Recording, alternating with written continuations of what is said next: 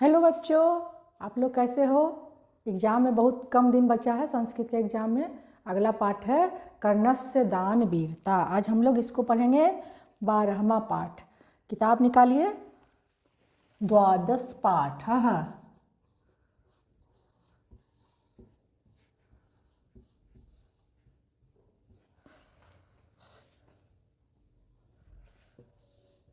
इसका नाम है पाठ का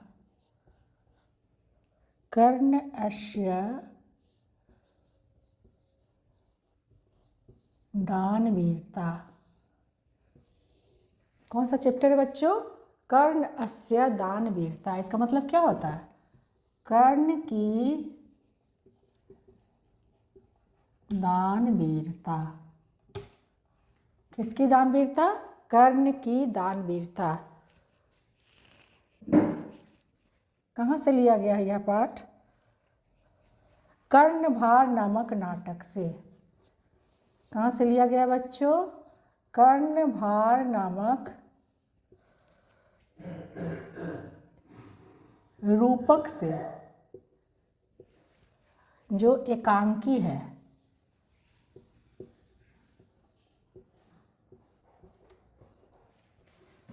कर्णभार नामक रूपक से लिया गया है कर्णस्य दान वीरता। इसके रचयिता कौन है? भास। किसके द्वारा रचित है बच्चों? भास के द्वारा। भास ने 13 नाटक की रचना की है। 13 नाटक में से एक है। भास कौन थे? संस्कृत भाषा के प्रथम नाटककार थे। संस्कृत भाषा के प्रथम नाटककार कौन थे बच्चों? संस्कृत भाषा के प्रथम नाटककार थे। ये 1 नंबर का क्वेश्चन आपका बनता है। कर्णभार नामक रूपक या एकांकी या नाटक के रचयिता कौन है? तो भास है। कौन है? भास। भास कौन है? संस्कृत भाषा के प्रथम नाटककार है। हमारा पाठ्य पुस्तक कौन है? कर्णस्य दान वीरता। इसका मतलब क्या होता है? कर्ण की दान वीरता। दान वीरता का मतलब क्या होता है? दान वीरता। दान वीरता किसको कह सकते हैं? दान वीरता दानशील होने की अवस्था।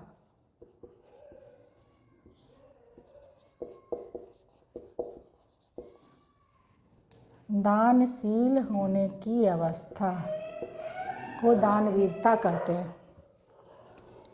या फिर ये भी कह सकते हैं सदा दान देते रहने वाला।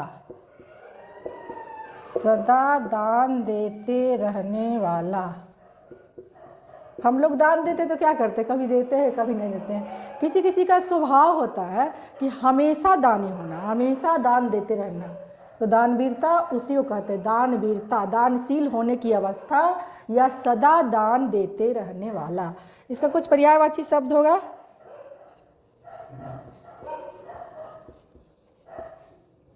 दान वीरता का पर्यायवाची शब्द क्या हो सकता है? उदारता। उदारता। दरिया दिली भी कह सकते हैं। दरिया दिली। दातापन भी कहा जा सकता है। दातापन। दानशीलता तो जानते ही हैं, दानीपन भी बोल सकते हैं। कर्ण अस्य, यहाँ कौन सा विभक्ति है? षष्ठी। षष्ठी विभक्ति एक वचन। दान वीरता का इतना हो गया। दान वीरता मतलब कर्ण से दान वीरता मतलब कर्ण की दान वीरता। कर्णस्य में कौन सा विभक्ति और वचन है बच्चों? षष्ठी विभक्ति और एक वचन। कहाँ से, कौन सा नाटक से लिया गया है? कर्णभार नामक रूपक है, जो रूपक एकांकी है। उसके रचयिता कौन है? भास हैं। भास के 13 नाटक लिखे गए हैं, उनमें से एक कर्णभार नामक नाटक है। भास कौन थे? संस्कृत भाषा के प्रथम नाटककार थे।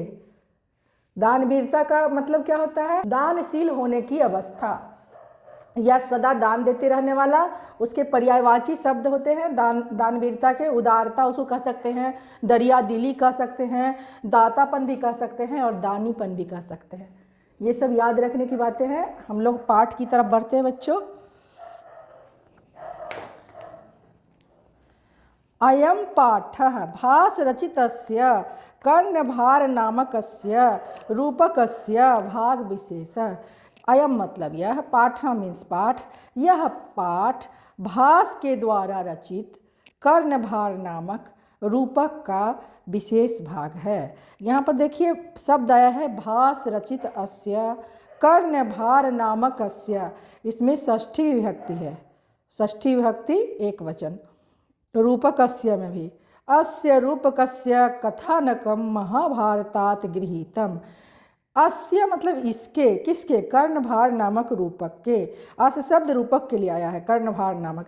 इस रूपक के कथानक जो हैं, जो पात्र सब है, वो कहाँ से लिए गए हैं? महाभारतात गृहीतम, महाभारत से लिए गए। कहाँ से लिए गए बच्चों? महाभारत से लिए गए हैं। यहाँ महाभारतात में कौन सा विभक्ति है? आप लोग विभक्ति तो पहचानने लगे होंगे ना, पंचमी विभक्ति एक वचन है। महाभारतात कहाँ से लिए गए हैं? महाभारत से लिए गए। एक नंबर का क्वेश्चन बनता है, ये रूपक कहाँ से लिया गया है? रूपक के कथानक, सॉरी, इस रूपक में जो पात्र है, कथानक है, वो कहाँ से उद्धृत है? महाभारत से।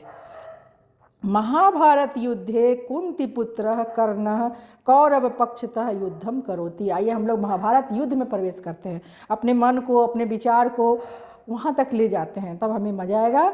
महाभारत का युद्ध हो रहा है, वहाँ दो पक्ष है, एक तरफ कौरव है और एक तरफ पांडव है, हम लोग सब जानते हैं। तो उस युद्ध में कोई किसी की तरफ से लड़ता है और कोई किसी की तरफ से लड़ता है। तो कुंती पुत्र कर्ण जो है, कर्ण कौन थे? महारानी कुंती के प्रथम पुत्र थे। जो कर्ण हैं वो कौरवों के पक्ष में युद्ध करते हैं, जबकि पांडव उनका भाई था, लेकिन वह कौरवों के पक्ष में युद्ध करते हैं। कर्णस्य शरीरेण संबद्ध कवचम कुंडले च तस्य रक्षके अस्तः। कर्ण के शरीर, किसका शरीर? कर्ण का। यहाँ फिर षष्ठी विभक्ति आया है, संबंध, कर्ण और शरीर में संबंध है, इसलिए षष्ठी विभक्ति है। शरीरेण, यहाँ तृतीया विभक्ति एक वचन आया है, शरीर के द्वारा या शरीर, कर्ण का शरीर जो है संबद्ध, संबद्ध मतलब होता है जुड़ा हुआ। अब हमको इसको मिटाना पड़ेगा। संबद्ध,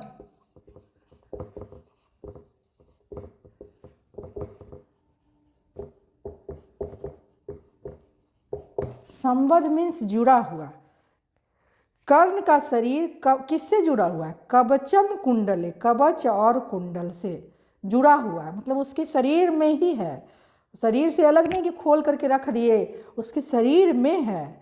च तस्य रक्षके अस्तः, और वह कवच और कुंडल क्या है? उसका रक्षक है। यावत कवचम कुंडले च कर्णस्य शरीरे वर्तते तावत न कोऽपि कर्णम हन्तुं प्रभवति। यावत मीन्स जब तक, यावत मीन्स जब तक, जब तक कवच और कुंडल कर्ण के शरीर में है। कुंडले सप्तमी विभक्ति एक वचन, शरीरे सप्तमी विभक्ति एक वचन, कर्णस्य षष्ठी विभक्ति एक वचन। जब तक कवच और कुंडल कर्ण के शरीर में है। तावत, तावत मतलब तब तक, तावत मतलब तब तक, ये दोनों अव्यय हैं। तावत मतलब तब तक, जब तक कवच और कुंडल कर्ण के शरीर में है तब तक कोई भी कर्णम हंतु न प्रभवति, कोई भी कर्ण को नहीं मार सकता है। अतएव अर्जुनस्य सहायतार्थम इंद्रः छलपूर्वकम कर्णस्य दानवीरस्य शरीरात् कवचम कुंडले च गृह्णाति। इसीलिए, अतएव मतलब इसीलिए, ऐसे भी हम लोग अतएव शब्द का प्रयोग करते हैं, इसीलिए, ये भी अव्यय है। अतएव इसीलिए अर्जुनस्य यानी अर्जुन की सहायतार्थम, सहायता के लिए, यहाँ अर्जुन और सहायता में संबंध है, इसीलिए अर्जुन में षष्ठी विभक्ति है। अर्जुन के सहायता के लिए इंद्र है, इंद्र में कौन विभक्ति है, प्रथमा विभक्ति, कर्ता कारक, इसीलिए अर्जुन की सहायता के लिए कौन, इंद्र छल पूर्वक, छल करके कर्ण दानवीर का शरीर से कवच और कुंडल ग्रहण करते हैं। कौन करते हैं ग्रहण, इंद्र। कौन करते हैं, भगवान इंद्र। चूँकि अर्जुन जो है इंद्र के पुत्र थे और कर्ण किसके पुत्र थे, सूर्य पुत्र थे, तो इसीलिए अर्जुन की सहायता के लिए इंद्र छल पूर्वक दानवीर कर्ण के शरीर से कवच और कुंडल को प्राप्त करते हैं, ग्रहण करते हैं। कर्ण समोदम अंगभूतम कवचम कुंडले च ददाति। समोदम मतलब प्रसन्नता पूर्वक, समोदम मतलब प्रसन्नता पूर्वक,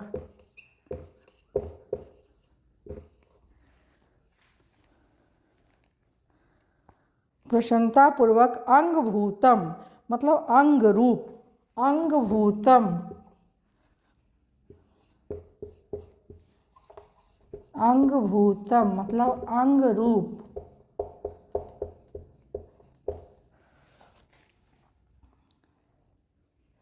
कर्ण प्रसन्नता पूर्वक अपना अंग रूप कवच और कुंडल दे देता है। भासस्य त्रयोदश नाटकानि लभ्यन्ते। भास का 13वां नाटक प्राप्त होता है, मतलब त्रयोदश नाटक है जिसमें हम लोग पढ़ रहे हैं। तेसु कर्णभारम अति सरलम अभिनीयम च वर्तते। यह जो 13वां नाटक है भास का कर्णभार, यह बहुत ही सरल है और इसे अभिनय हम लोग कर सकते हैं। इस नाटक का अभिनय हम लोग कहीं रंगमंच पर कर सकते हैं। इसको फिर से एक बार पढ़ते बच्चों, क्लियर है ऐसे। यह पाठ भास रचित कर्णभार नामक रूपक का भाग विशेष है। इस रूपक के कथानक कहाँ से लिए गए हैं, महाभारत से लिए गए हैं। महाभारत युद्ध में कुंती पुत्र कर्ण कौरवों के पक्ष में युद्ध करते हैं। कर्ण का शरीर कवच और कुंडल से जुड़ा हुआ है, इसीलिए कवच और कुंडल उसका रक्षक है। जब तक कवच और कुंडल कर्ण के शरीर में विद्यमान है तब तक कोई भी कर्ण की हत्या नहीं कर सकता है, कर्ण को मार नहीं सकता है। इसीलिए अर्जुन की सहायता के लिए भगवान इंद्र जो हैं छल पूर्वक दानवीर कर्ण के शरीर से कवच और कुंडल ले लेते हैं। कर्ण प्रसन्नता पूर्वक अपना अंग स्वरूप कवच और कुंडल दे देता है। भास का यह 13वां नाटक प्राप्त होता है जिसमें कर्णभार अति सरल है और इसका अभिनय हम लोग अभिनय करने योग्य है, अभिनय संभव है। क्लियर बच्चों।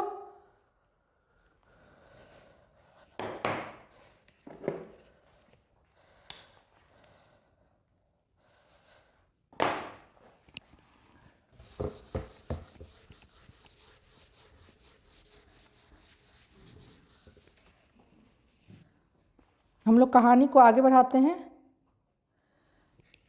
ततः ये एक मतलब नाटक है जिसमें पात्र हैं, कोई किसी से बात करेगा। नाटक में तो एक दूसरा से वार्तालाप ही होगा ना, तो ये नाटक का शुरुआत होता है, कोई प्रवेश करता है।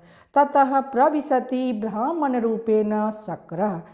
उसके बाद ततः मतलब उसके बाद ब्राह्मण रूपी ब्राह्मण के वेश में शक्रः का प्रवेश होता है। इन्हें इंद्र भी कह सकते हैं, शक्रः मीन्स इंद्र ही होता है। तब ब्राह्मण रूप में शक्रः का प्रवेश होता है। अब यहाँ वार्तालाप में पहले शक्रः बोलते हैं, भो मेघा सूर्ये नैव निर्वर्त्य गच्छन्तु भवन्तः। हे मेघ, मेघ जो है बादल को कहते हैं, आप भी सूर्य नैवा सूर्य के साथ रहें। आप किसके साथ रहें, सूर्य के साथ रहें, अर्थात उससे प्रकाश कम हो जाए। जब बादल आ जाता है तो क्या होता है, धूप कम हो जाता है, और जब अंधेरा छा जाएगा तो कर्ण उन्हें पहचान नहीं पाएगा, इसीलिए बोलते हैं हे मेघ आप सूर्य के पास रहें। कर्णम उपगम्य, कर्ण के पास जाकर भो कर्ण। कौन कर्ण के पास गए, पहले तो वो कह दिए मेघ से कि आप जो है सूर्य के साथ रहें ताकि अंधेरा हो जाए, और अंधेरा हो जाए तो सूर्य ये कर्ण जो है मुझे पहचान ना पाए। उसके बाद शक्रः माने जो ब्राह्मण भेष में है, इसमें चित्र में भी देख सकते हैं ब्राह्मण भेष में एक तरफ कर्ण है और एक तरफ इंद्र भगवान है, जिन्हें शक्रः यहाँ कहा गया है। कर्ण के पास जाकर, कर्णम उपगम्य, उपगम्य मीन्स होता है पास जाकर, उपगम्य उपगम्य मीन्स क्या हो जाएगा, पास जाकर।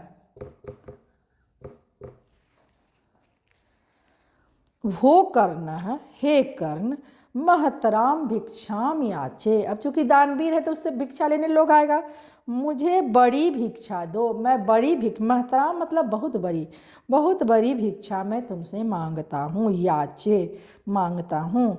तो कर्ण कहता है दीर्घम प्रीतो अस्मि भगवान, मतलब मैं, हे भगवान, मैं अत्यंत प्रीत हूँ, मतलब प्रसन्न हूँ। प्रीतो अस्मि, मैं अत्यंत प्रसन्न हूँ। कर्णो भवन्तम अहमेश नमस्करोमि, मैं कर्ण, भवन्तम मीन्स आपको, भवन्तम मीन्स आपको, मैं कर्ण आपको नमस्कार करता हूँ। मैं अत्यंत प्रसन्न हुआ भगवान, मैं कर्ण आपको नमस्कार करता हूँ। आगे बढ़ते हैं बच्चों। उसके बाद शक्रः बोलते हैं यानी इंद्र भगवान। आत्मगतम, आत्मगतम मतलब होता है स्वयं से, स्वयं से बोलते हैं, अपने मन में बोलते हैं, स्वयं में बोलते हैं। किम न खलु, मैं क्या कहूँ। आत्मगतम, आत्मगतम में स्वयं से कहना, अपने आप से बोलना। मन में हम लोग कोई बात बोलते हैं ना, कहीं जाते हैं तो कहीं भी जाते हैं तो कुछ मन में बोलते हैं, वही किम न खलु, मैं क्या कहूँ, मया वक्तव्यम, यदि दीर्घायु भवेति वक्ष्ये दीर्घायु भविष्यति, यदि न वक्ष्ये मूढ़ा इति माम परिभवति।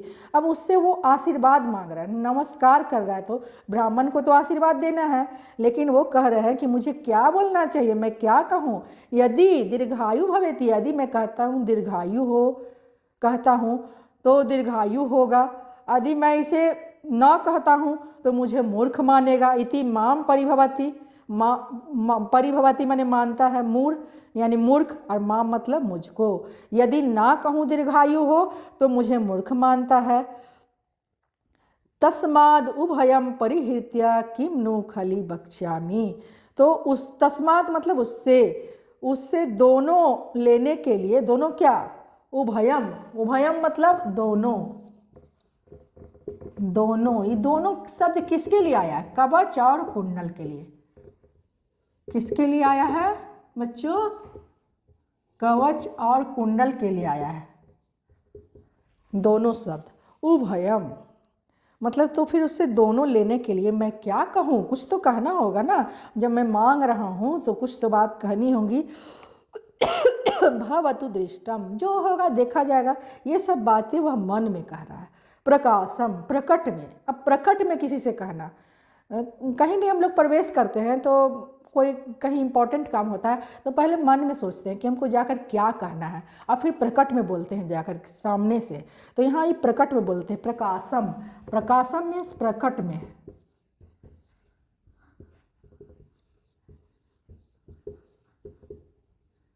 बोलने के लिए आया है। आत्मगतम स्वयं से बोलना, और प्रकाशम प्रकट में बोलना।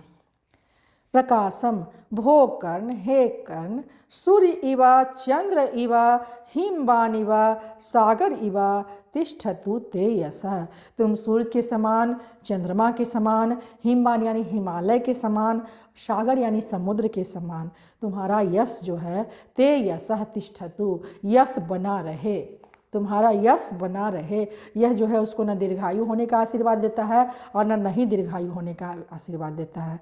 आशीर्वाद क्या देता है कि तुम्हारा यश कीर्ति बना रहे। ऐसे भी वो दानवीर कर्ण है तो उसका यश तो बना ही रहेगा। किसके समान, एक बार फिर से, सूर्य के समान, चंद्रमा के समान, हिमालय के समान और समुद्र के समान तुम्हारी यश जो है जगत में फैलती रहे, बना रहे। कर्ण, कर्ण कहता है भगवान, किम न वक्तव्यम दीर्घायु भवेति, कहने का मतलब है कि क्या आप मुझे दीर्घायु होने का मतलब ये वरदान नहीं दे सकते थे, आशीर्वाद नहीं दे सकते थे। अथवा एतदेव शोभनम, अथवा यही शोभता है, यही अच्छा लगता है। कुतः, क्योंकि, मतलब पहले कहता है कि दीर्घायु होने का आशीर्वाद आपको देना चाहिए था, लेकिन उससे अच्छा शायद यही है, यश। तो यश किस लिए है अच्छा, उसका एक श्लोक के माध्यम से बताते हैं। इस श्लोक को मैं पहले लिखती हूँ, इसको पढ़ते हैं पहले बच्चों।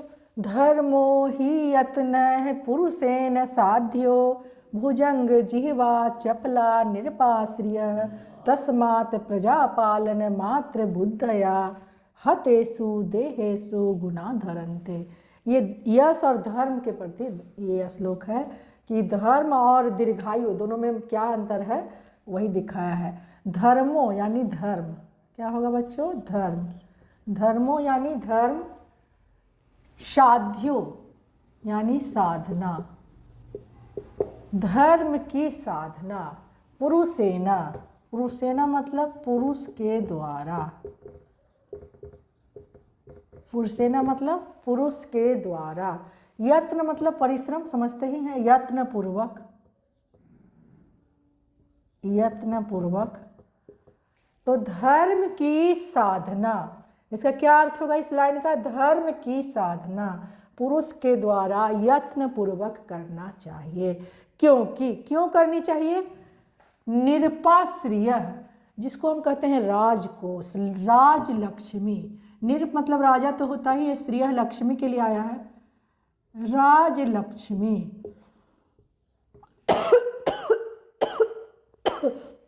क्योंकि धन दौलत जो होता है कैसा होता है? भुजंग जिह्वा चपला, एक शब्द आया है। भुजंग में क्या होता है? सांप, आप लोग सब जानते हैं। सांप का जीव कभी देखे हैं? कभी भी अस्थिर नहीं रहता, एकदम चंचल, कभी इधर कभी उधर, कभी इधर कभी उधर। तो सांप के जिह्वा के समान, किसके समान? सांप के जिह्वा के समान चपला। चपला मीन्स चंचल। तो इसका अर्थ क्या हुआ बच्चों? धर्म की साधना पुरुषों के द्वारा यत्न पूर्वक करनी चाहिए। क्योंकि राजलक्ष्मी जो होती है, धन दौलत जो होता है, वह सांप के जिह्वा के समान चंचल होती है। राजलक्ष्मी क्या होती है? सांप के जिह्वा के समान चंचल होती है। तस्मात्, तस्मात् मतलब उससे, या उसके द्वारा भी कह सकते हैं। इस कारण,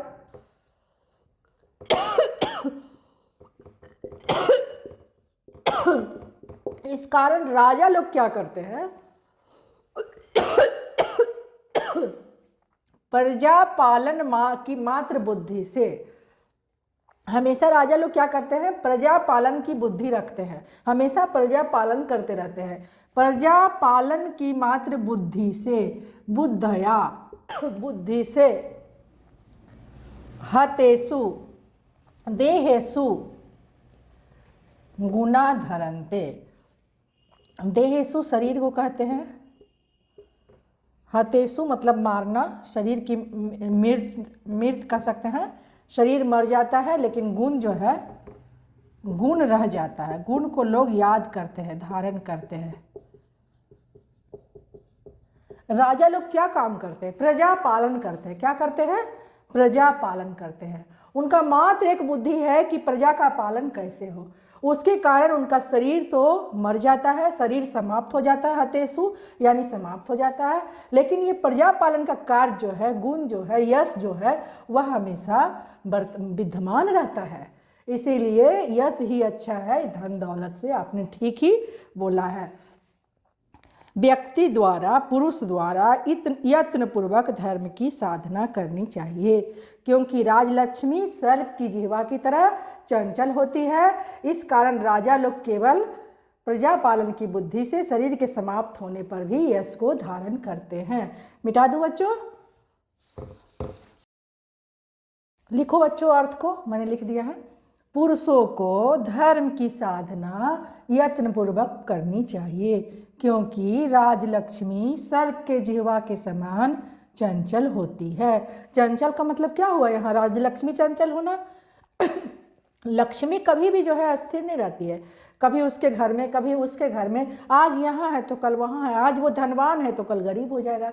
तो राजलक्ष्मी हमेशा चंचल होती है। कितना चंचल होती है? सर्प के जिह्वा के समान। इस कारण राजा केवल प्रजा पालन की बुद्धि से शरीर के समाप्त होने पर भी यश को धारण करते हैं। इसीलिए हे ब्राह्मण, आपने जो यश का आशीर्वाद मुझे दिया है वही अच्छा है। मिटा दूं बच्चों? आगे बढ़ते हैं बच्चों कहानी की तरफ। भगवान किम इच्छसि किम अहम ददामि। ये कौन कह रहा है? कर्ण कह रहा है। ये श्लोक कौन बोला था? श्लोक के माध्यम से कर्ण बोला था। हे भगवान, आप क्या चाहते हो, मैं क्या आपको दूँ? किम अहम, अहम मतलब मैं, किम मतलब क्या, ददामी मतलब दूँ। हे भगवान, आप क्या चाहते हो? किम इच्छसि, किस किस क्या चीज़ मांगने आए हो? क्या मुझसे चाहिए? मैं क्या दूँ? तो शक्रः महतराम भिक्षाम याचे। महतराम मतलब बहुत बड़ी भिक्षा। महतराम मतलब बड़ी, भिक्षाम यानी भिक्षा, याचे यानी मांगता हूँ।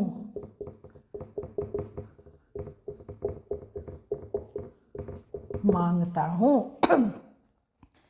कर्ण बोलता है महतराम भिक्षाम भवते प्रदा अस्य। बड़ी भिक्षा मैं आपको देता हूँ। शालंकारम गोसहस्त्रम ददामि। शालंकारम शब्द आया है, शालंकारम। शालंकारम मतलब होता है अलंकार, आभूषणों सहित। आभूषण, आभूषणों सहित। शालंकारम मतलब आभूषणों सहित। गोसहस्त्रम,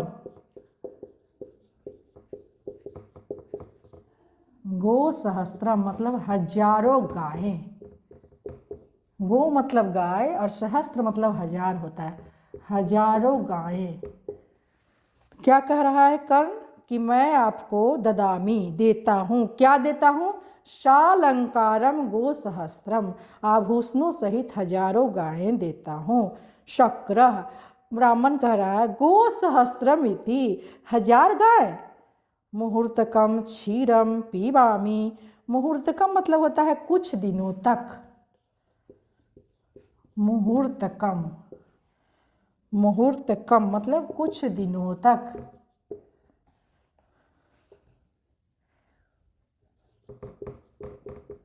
कुछ दिनों तक।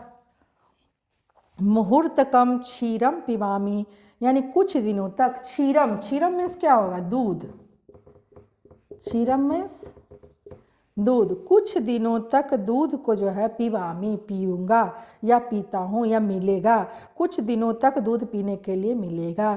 नेच्छामि नहीं इच्छा है, मुझे नहीं चाहिए। कर्ण, कर्ण नहीं चाहिए। नेच्छामि मतलब हजार गायें नहीं चाहिए। उसको तो चाहिए था क्या? कवच कुंडल। तो इतना ये कर रहा है, छल करने के लिए इतना ब्राह्मण रूप धारण कर रहा है। तो कहता है गाय का मैं क्या करूँगा, हजार गाय उसे लेकर क्या करूँगा? कुछ दिन तक दूध पीने को मिलेगा, फिर गाय नष्ट हो जाती है। करना किम नेच्छति भवान, क्या आप नहीं चाहते? किम न इच्छति भवान, क्या आप हजार गाय नहीं चाहते? इदम अपि श्रूयताम, यह भी सुनो, मतलब इसके अलावे सुनो क्या मैं देता हूँ। बहुसहस्त्रम बाजिनाम ते ददामी। बहुसहस्त्रम शब्द आया है, गो सहस्त्रम था, उसके बाद बहुसहस्त्रम। बहुसहस्त्रम मतलब होता है कई हजार, मतलब गिनती नहीं है। 10,000, 20,000, 50,000, कई हजार। बाजिनाम, बाजी नाम किसको कहते हैं?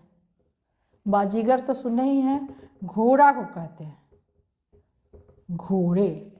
कई हजार घोड़े तेब ददामी, मैं आपको देता हूँ। बहुसहस्त्रम बाजिनाम ते ददामी, कई हजार घोड़े मैं आपको देता हूँ। शक्रः अश्वमिति, घोड़ा, एकदम इस तरह से बोलते हैं तुच्छ की तरह। घोड़ा। मुहूर्तकम आरोहामी, कुछ दिनों तक चढ़ूंगा। आरोहामी, आरोहामी मतलब चढ़ता हूँ। कुछ दिनों तक घोड़ा चढ़ूंगा। नेच्छामी कर्ण नहीं चाहिए, कर्ण नहीं इच्छा है। कर्ण नेच्छामी नहीं चाहिए, एकदम मना कर देते हैं। कर्ण किम नेच्छति भगवान, क्या ये इच्छा नहीं है घोड़ा लेने की? अन्यदपि श्रूयताम, तो अन्य भी सुनिए मैं क्या दे सकता हूँ। वारणा नाम अनेकम वृंदमपि ते ददामी। वारणा नाम, वारणा नाम मतलब होता है हाथियों का समूह। पहले घोड़ा, फिर पहले गाय, फिर घोड़ा, फिर हाथी। वारना नाम मतलब हाथियों का, वृंदम अपि, वारना नाम मतलब हाथियों हो गया, और वृंदम, वृंदम मतलब समूह हो गया। हाथियों का समूह मैं आपको देता हूँ। गजमिति, शक्र बोल रहे, गजमिति हाथी मुहूर्तकम आरोहामी, कुछ दिनों तक चढ़ूंगा। नेच्छामी कर्ण, नेच्छामी नहीं चाहिए, नहीं चाहिए। कर्ण किम नेच्छति भवान, आपको नहीं चाहिए मतलब क्या। हाथी अन्यदपि श्रूयताम, अन्य भी सुनो, मेरे पास और भी कुछ है। अपर्याप्तम कनकम ददामी, अपर्याप्तम, अपर्याप्तम कनकम, कनकम मीन्स सोना, अपर्याप्तम मतलब कभी खत्म ना होने वाला।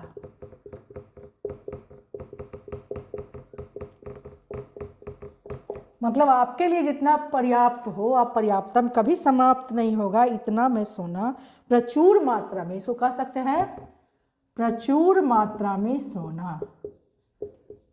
मतलब आपके आपके खर्च करने से अधिक, आपके यूज करने से ज़्यादा प्रचुर मात्रा में सोना देता हूँ। अपर्याप्तम कनकम ददामी, प्रचुर मात्रा में सोना देता हूँ।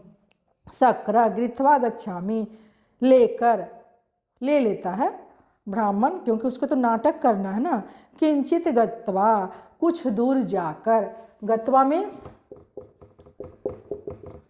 जाकर, कुछ दूर जाकर। नेच्छामी कर्ण, नेच्छामी नहीं चाहिए, नहीं चाहिए। क्यों नहीं चाहिए। गृहीत्वा गच्छामी लेकर, किंचित गत्वा कुछ दूर जाकर, नेच्छामी कर्ण, नेच्छामी नहीं चाहिए, नहीं चाहिए। कर्ण कहता तेन ही जित्वा पृथ्वी ददामी, तो पृथ्वी को ही जीत कर आपको दे देता हूँ। जित्वा मतलब जीत कर। ये दोनों में कौन सा प्रत्यय है। कत्वा प्रत्यय। कौन सा प्रत्यय है बच्चों, कत्वा प्रत्यय। 1 नंबर का क्वेश्चन हो गया आपका। प्रत्यय जब आएगा परीक्षा में तो ये सब क्वेश्चन आएगा, गत्वा में कौन सा प्रत्यय है, जित्वा में कौन सा प्रत्यय है। पृथ्वी, शक्रः बोलते हैं पृथ्व्याम किम करिष्यामि, पृथ्वी का क्या करूँगा। करिष्यामि शब्द आया है करिष्यामि। मैंने ग्रामर में बताया था आपको, यहाँ कौन सा काल है करिष्यामि में, ये 1 नंबर का क्वेश्चन हो सकता है। भविष्यत काल है। किसका प्रयोग हुआ है, कौन काल का, भविष्यत काल का। करिष्यामि मीन्स होता क्या है, करूँगा। कौन सा पुरुष है, उत्तम पुरुष और एक वचन। उत्तम पुरुष एक वचन, याद है ना। करिष्यामि, करिष्यावः, करिष्यामः, अहम, अवाम, वयम जो बताए थे। पृथ्वी का मैं क्या करूँगा, अब चूंकि करिष्यामि है तो इसके लिए अहम आएगा, मैं क्या करूँगा। तेन हयग्नि अष्टोम फलम ददामी, अग्नि है अष्टोम फलम मतलब यज्ञ का फल। हयग्नि अष्टोम फलम मीन्स यज्ञ का फल। यज्ञ करने में जो पुण्य होता है वह मैं आपको देता हूँ, यज्ञ का फल मैं आपको देता हूँ। शक्रः अग्नि अष्टोम फल किम कार्यम, यज्ञ के फल का क्या काम है मुझे करना। तेन ही मच्छिरो ददामी, तो मैं अपना मस्तक काट के दे देता हूँ। मच्छिरो, मच्छिरो, मच्छिरो मीन्स यहाँ क्या होगा, मस्तक। फिर क्या देता हूँ, मैं अपना मस्तक देता हूँ। अबिहा, अबिहा नहीं नहीं, अबिहा, अबिहा मीन्स नहीं नहीं, नहीं नहीं मतलब मस्तक नहीं चाहिए।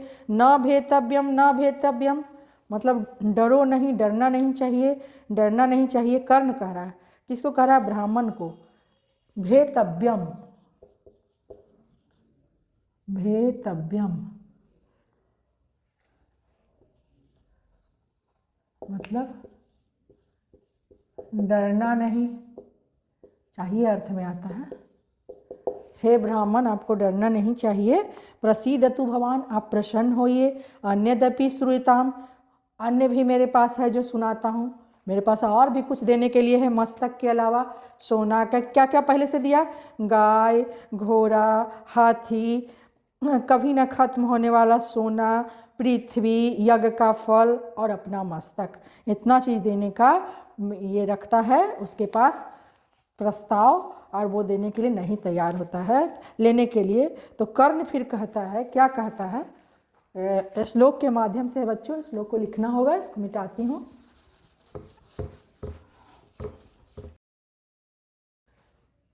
श्लोक के माध्यम से कर्ण, अंगराज कर्ण बोलते हैं कि मेरे पास और क्या है।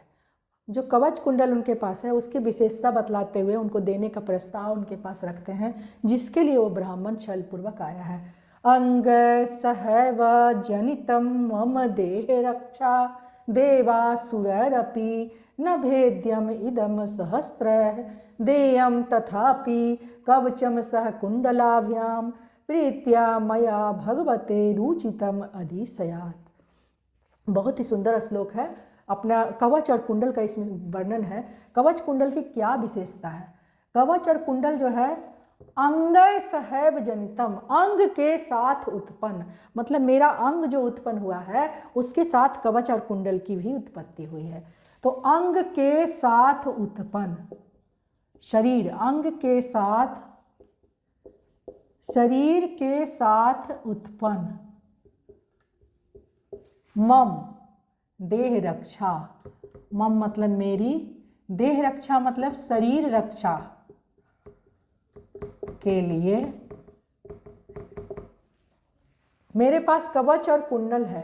वो कहाँ से उत्पन्न है, शरीर के साथ। जो मेरी उत्पत्ति हुई है तो उस कवच और कुंडल की भी उत्पत्ति हुई है। उत्पन्न मेरी शरीर रक्षा के लिए जो कवच और कुंडल है उसको देवासुरैरपि, देवता और असुर, देवता और असुर, कितने देवता और असुर, हजारों, मतलब गिनती नहीं है। हजारों देवता और असुर एक साथ भी नहीं भेद सकते। न मीन्स नहीं, भेद्यम इदम, भेद सकते, इदम मीन्स इसको, यह, किसको, कवच, और यह किसके लिए आया है, यह जो आया है इदम, इदम आया है कवच और कुंडल के लिए।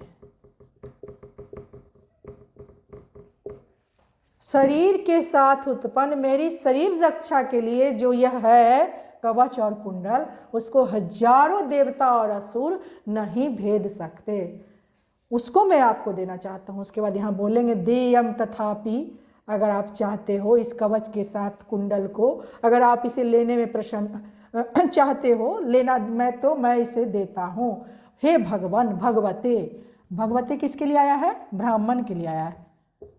हे भगवान, ये ब्राह्मण के लिए आया है। रुचितम, अगर आपको अच्छा लगे, अच्छा लगे, यदि आपको अच्छा लगे, प्रीत्या मया, मया मीन्स मेरे द्वारा, प्रीत्या मतलब प्रसन्नता पूर्वक,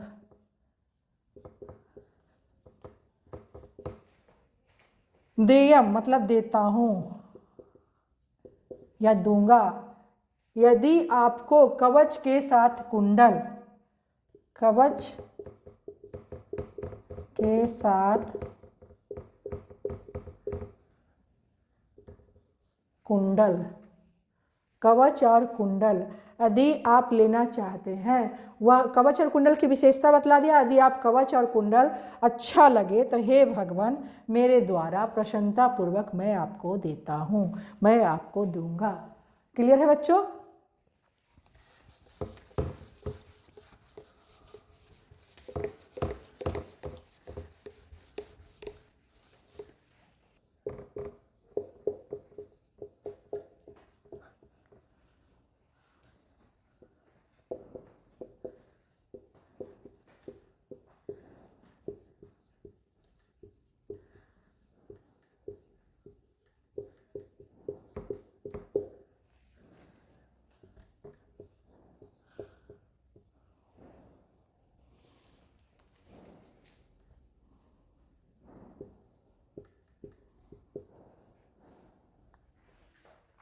सटीक अर्थ देखो बच्चों, अंगों के साथ ही उत्पन्न, मेरी देह रक्षा के लिए यह कवच और कुंडल, हजारों देवता और असुर इसे भेद नहीं सकते इस कवच कुंडल को। फिर भी भगवान यदि आपको अच्छा लगे तो मेरे द्वारा प्रदत्त यानी दान किया हुआ प्रसन्नता पूर्वक ग्रहण करें। मैं आपको दान में देता हूँ यह कवच और कुंडल, जो सबसे कीमती है मेरे लिए, क्योंकि यह मेरे शरीर से उत्पन्न है, भगवान का देन है, और ये हजारों देवता और असुर इसे मार नहीं सकते। यह मैं आपको प्रसन्नता पूर्वक देता हूँ। इतना बड़ा दानवीर शायद कोई नहीं होगा, इसीलिए उन्हें दानवीर कर्ण की उपाधि दी गई है। नोट कर लिए बच्चों, मिटा दूं।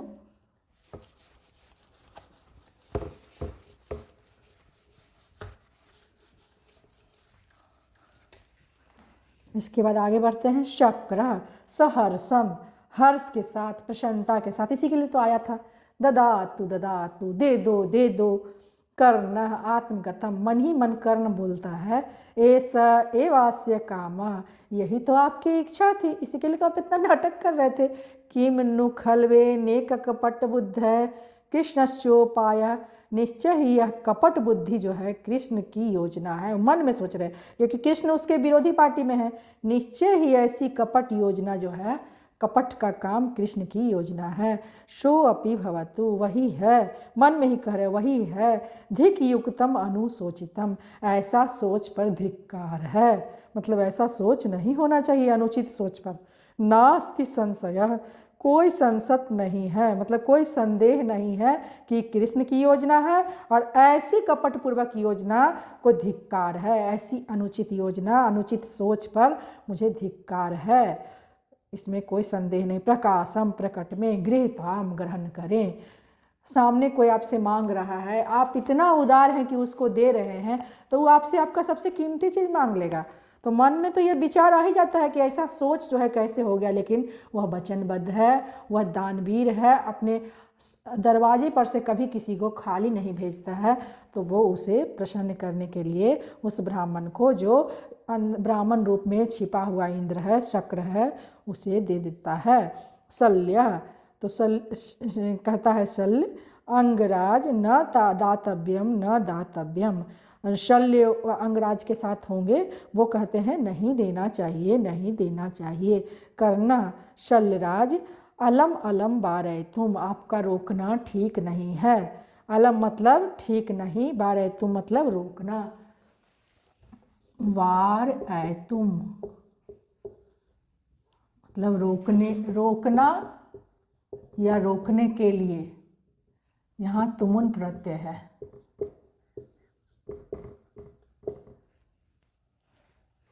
आपका रोकना, अलम मतलब नहीं,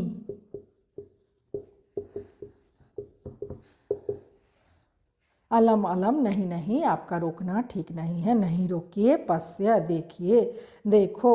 अब क्या देखो, ये जो दानवीरता के बारे में, जो दान होता है उसके बारे में बताएंगे। कर्ण जो है बताएंगे कि क्या क्या जो होता है, क्यों रोकना ठीक नहीं है। तो एक श्लोक के माध्यम से कर्ण, दानवीर कर्ण, जो उनकी विशेषता है वो बतलाएंगे। क्या बतलाएंगे? श्लोक पहले लिखती हूँ। शिक्षा शिक्षा क्षयम गच्छति काल पर्यात, सुबद्ध मूला निपतन्ति पादपाः, जलम जलस्थान गतम च शुष्यति, हुतम च दत्तम च तथैव तिष्ठति। शिक्षा, शिक्षा तो जानते ही हैं, जो शिक्षा किसी को दी जाती है। क्षयम मतलब नष्ट होना, क्षय मीन्स नष्ट होना, गच्छति मतलब हो जाता है, काल पर्यात समय के बाद, एक समय के बाद। जैसे उदाहरण देते हैं, मान लीजिए व्यक्ति जो है बूढ़ा हो जाता है, धीरे धीरे उसकी याददाश्त कमज़ोर हो जाती है, तो समय बीतते बीतते शिक्षा भी जो होती है वो एक समय के बाद नष्ट हो जाती है। शिक्षा भी क्या होती है, एक समय के बाद नष्ट हो जाती है जनरली। अब कोई किसी का रह जाए तो अलग बात है, किसी का अगले जन्म तक भी रह जाता है। तो शिक्षा जनरली क्या होती है, एक समय व्यतीत होता है, उसके बाद वो नष्ट हो जाती है। सुबद्ध मूला निपतंती पादपाः, सुबद्ध मूला मतलब होता है जड़ जमाए हुए, बड़े बड़े वृक्ष को देखेंगे, बड़ा बट वृक्ष है जो बहुत दिन से है और एकदम जड़ जमा हुआ है, लेकिन एक समय होता है, वृक्षों बहुत सारे वृक्ष जो होते हैं बहुवचन में है, एक समय आता है कि उतना जड़ जमाए हुए वृक्ष भी धराशायी हो जाते हैं, गिर जाते हैं। मतलब कुछ भी अमरता नहीं रहता है। कहने का मतलब है कि कोई चीज़ अमर नहीं रहता है। न शिक्षा भी एक समय के बाद शरीर खत्म होता है तो वो खत्म हो जाता है। जड़ जमाए हुए वृक्ष जो होते हैं, बहुत विशाल वृक्ष होते हैं, वो भी एक समय आता है तो धराशायी हो जाते, गिर जाते हैं। कभी सुने होंगे 100 साल का पेड़ गिर गया, हजारों साल का पेड़ गिर गया, तो वही बात है, जड़ जमाए हुए वृक्ष भी धराशायी हो जाते हैं। जल स्थान गतम, जल का स्थान, जल स्थान का जल, जल स्थान क्या होता है? तालाब में, बहुत सारी जगह जहाँ जल स्थान होता है, जल स्थान का जल भी एक समय होता है तो वो क्या होता है? शुष्यति, सूख जाता है। क्या होता है? सूख जाता है। हुतम च दत्तम, हुतम मतलब हवन और दत्तम मतलब दान, परंतु हवन किया हुआ और दान किया हुआ, तथैव तिष्ठति, तिष्ठति मतलब रहता है हमेशा। जो हम धार्मिक कार्य करते हैं, जो हमारा हवन, हम पहले हवन ही होता था, हम जो हवन करते हैं उसका जो हमें फल मिलता है, और जो दान करते हैं वो जो हमको यश मिलता है वो हमेशा रहता है। एक समय आता है तो शिक्षा, एक समय के बाद शिक्षा भी नष्ट हो जाती है, जड़ जमाया हुआ वृक्ष भी एक समय के बाद धराशायी हो जाता है, जल स्थान का जल भी सूख जाता है, लेकिन हवन और दान हमेशा स्थिर रहता है। इसीलिए ये कवच और कुंडल हमको दे दें, इसलिए आपको शल्य रोकना नहीं चाहिए। क्लियर है बच्चों? इसका अर्थ मैं लिख देती हूँ। अर्थ लिख दिए बच्चों, इसको नोट करो। समय बीतने पर शिक्षा नाश को प्राप्त होती है, मजबूती से जड़ जमाए हुए वृक्ष भी धराशायी हो जाते हैं, जल स्थान का जल सूख जाता है, परंतु हवन किया हुआ और दान किया हुआ सदैव विद्यमान रहता है। इसलिए रोकना व्यर्थ है, मत रोको। तस्मात् गृहीताम, इस कारण से आप ग्रहण करें। निकृत्य ददाति, एक शब्द आया है निकृत्य, मीन्स होता है काट कर। कवच और कुंडल तो शरीर के साथ उपस्थित था, तो उसको काट कर ददाती यानी देता है, काट कर शरीर से अलग करता है और उसको देता है। ये कर्ण की दानवीरता कहानी है, जिससे क्या शिक्षा मिलती है? वह अपना जो सर्वस्व है वह ब्राह्मण को दान दे देता है। सामने लेने वाला भले छल पूर्वक ले, लेकिन वह उसको प्रसन्न करता है, अपने दरवाजे से किसी को भी निराश नहीं लौटाता है। ऐसा उसका मन में विचार है और उस माने सिद्धांत है, उस सिद्धांत का जो है पालन करता है। उसके लिए उसको अपने जान से भी हाथ धोना पड़े तो वो धोता है, और अपना कवच और कुंडल जो उसका सबसे कीमती वरदान था उसको वह उस ब्राह्मण को दे देता है। इसलिए इससे यह शिक्षा मिलती है कि दान हमेशा करना चाहिए। अगर आपके पास आपसे ज़्यादा है, या मतलब मान लीजिए कि कोई खाने के लिए ही आता है, मांगता है, तो आपको उसे ज़रूर देना चाहिए। दान से सबसे बड़ा धर्म है, इससे बड़ा कोई धर्म नहीं है। दान से बड़ा कोई भी धर्म नहीं है, दान करना चाहिए। और कर्ण सबसे बड़ा दानवीर था, इसीलिए उसे दानवीरता की उपाधि दानवीर कर्ण के नाम से विख्यात है। इसमें जितना भी इम्पोर्टेंट बात लिखा गया है, बीच बीच में इम्पोर्टेंट बात बताया गया है, उसको ध्यान दीजिएगा, उसको एक एक पॉइंट नोट कीजिएगा मन में, और परीक्षा में 1 नंबर के क्वेश्चन में ये जरूर मैच करेगा। बहुत सारे प्रत्यय बताए गए हैं, प्रत्यय को भी ध्यान दीजिएगा, विभक्ति बताई गई है, सभी चीज़ को ध्यान से पढ़िएगा। धन्यवाद बच्चों।